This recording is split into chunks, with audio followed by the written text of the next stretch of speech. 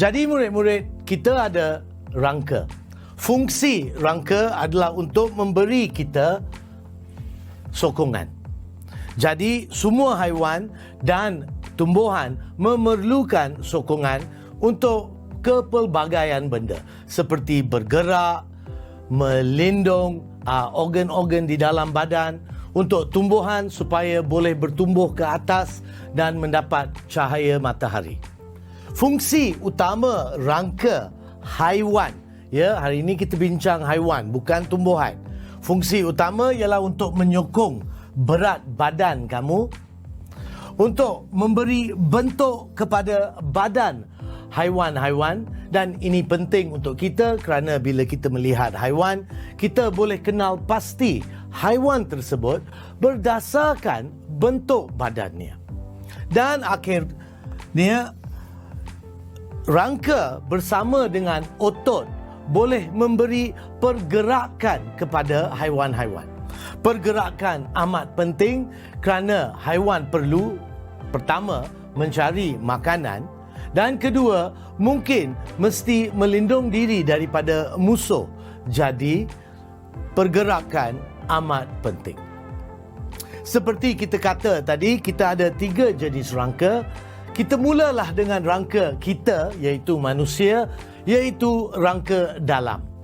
Jadi, rangka dalam adalah untuk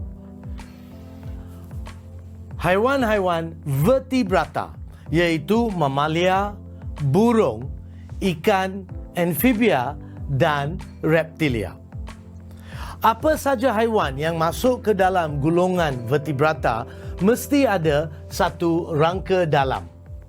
Rangka dalam dibuat daripada tulang ataupun rawan. Contoh, katakan manusia. Kita tahu bahawa manusia ada tulang. Jadi jika saya melukis bentuk manusia seperti ini, apa yang kita faham ialah kita ada satu rangka di dalam kita. Di atas dekat kepala kita ada tengkorak seperti ini yang melindungi otak kita. Kemudian kita ada tulang belakang dari otak kita ke bawah. Di tengah-tengah di kawasan ini kita ada tulang rusuk.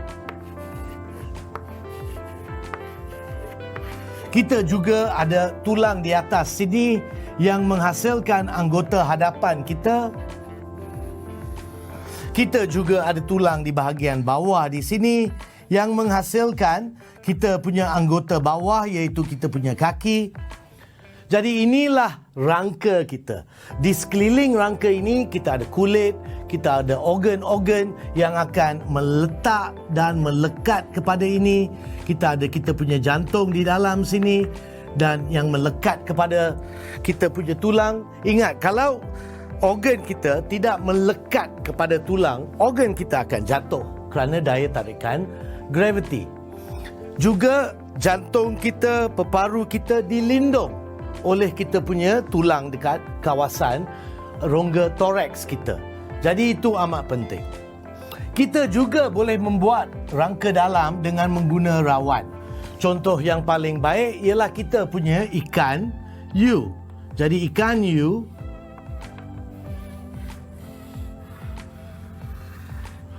rangkanya dibuat daripada rawan di dalamnya, bermaksud tiada tulang yang terlalu keras di dalam sini yang membolehkannya bergerak ke kiri dan ke kanan dengan lebih senang. Tetapi pada amnya, rangka dalam mesti dibuat daripada tulang ataupun rawan. Fungsi seperti yang kita kata tadi, menyokong badan, memberi perlindungan, tempat untuk melekat kita punya organ-organ dan juga untuk pergerakan. Rangka luar, sokongan bagi kebanyakan invertebrata. Terdiri daripada lapisan luar yang dibuat daripada kitin atau kalsium karbonat, cengkeram.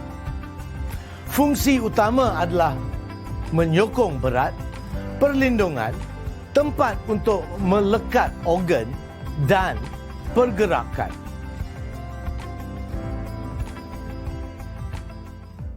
Dan rangka luar ini dibuat daripada bahan yang beza.